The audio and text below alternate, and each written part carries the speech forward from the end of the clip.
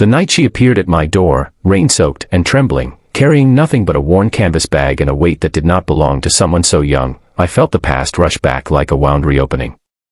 Her eyes held fear, shame, and a quiet determination that pierced straight through me, and in that instant I knew this was not just another knock, not just another debt tied to my father's long shadow.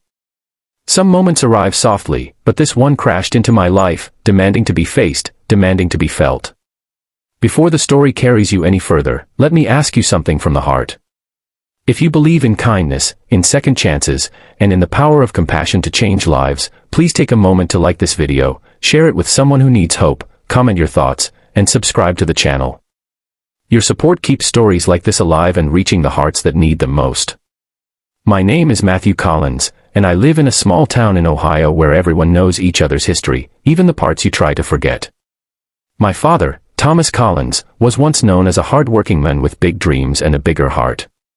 But after my mother died, something inside him broke. He began borrowing money to keep his construction business afloat, promising repayment that never came. When he passed away suddenly from a heart attack, he left behind a trail of unpaid debts and unanswered apologies. I stayed in the old house, fixing roofs and fences for neighbors, slowly paying off what I could, while the rest of the town whispered about the Collins name. Life settled into a quiet routine of early mornings, sore muscles, and evenings spent alone on the porch, watching the sun dip behind cornfields.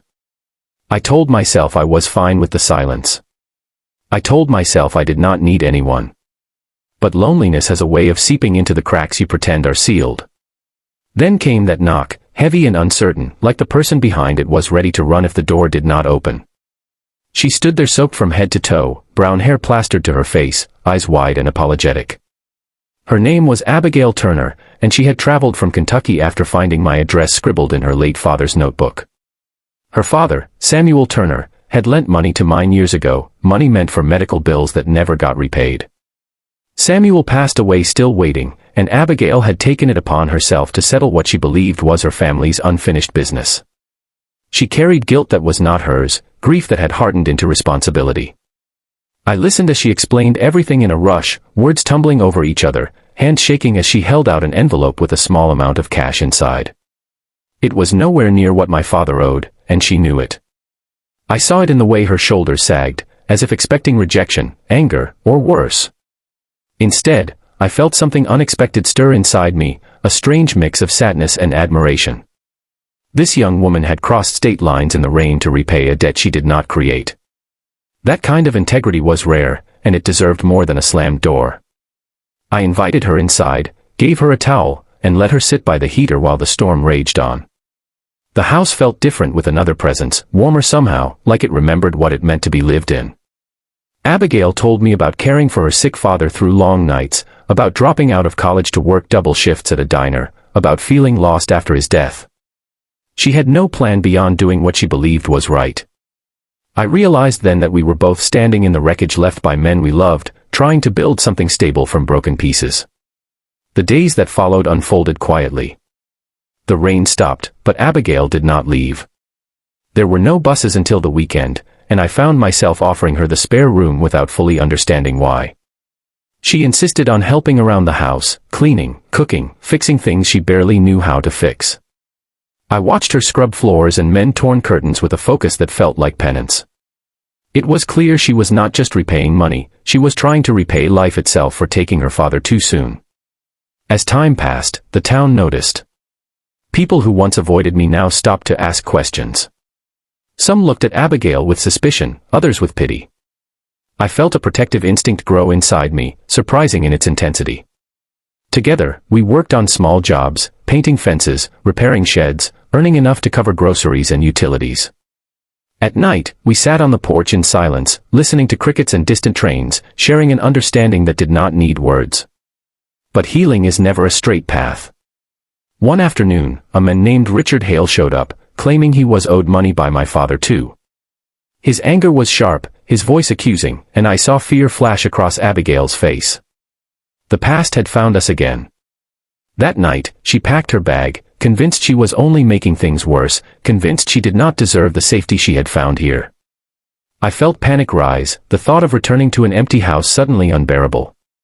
I told her she did not have to carry this alone. I told her that staying did not mean owing me anything, that sometimes kindness was not a transaction but a choice. In that moment, something shifted between us, a fragile trust settling into place.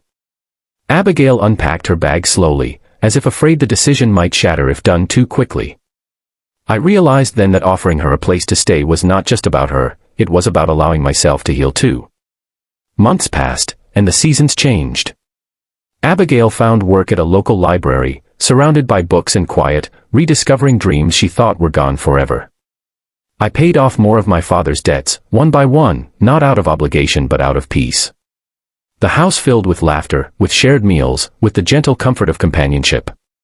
We talked about faith, about forgiveness, about how broken beginnings did not have to lead to broken endings. One evening, as autumn leaves fell around us, Abigail stood in the yard holding a letter. She had been accepted into a nearby college with financial aid. Her eyes shone with hope and fear intertwined. She worried about leaving, about what would happen to us, about whether she was ready to step into a future she once thought impossible. I felt pride swell in my chest, mixed with a quiet ache. Loving someone sometimes means letting them grow, even if it scares you. Before the story ends, if this journey has touched your heart even a little, please pause and comment below. Let us know what kindness means to you, or share a moment when someone gave you a second chance. Your words matter more than you know. Abigail did not leave completely. She moved into a small apartment near campus but came back every weekend, the house still feeling like home to her. We learned that family could be chosen, that debts could be repaid not with money but with love, patience, and shared healing.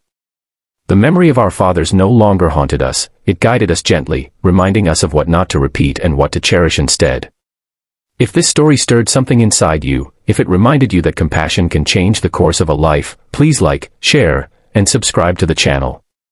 Your engagement helps spread these stories of hope to others who may be standing in the rain, afraid to knock on a door. Sometimes, all it takes is one moment of grace to turn a burden into a blessing, and one open heart to transform a debt into a future.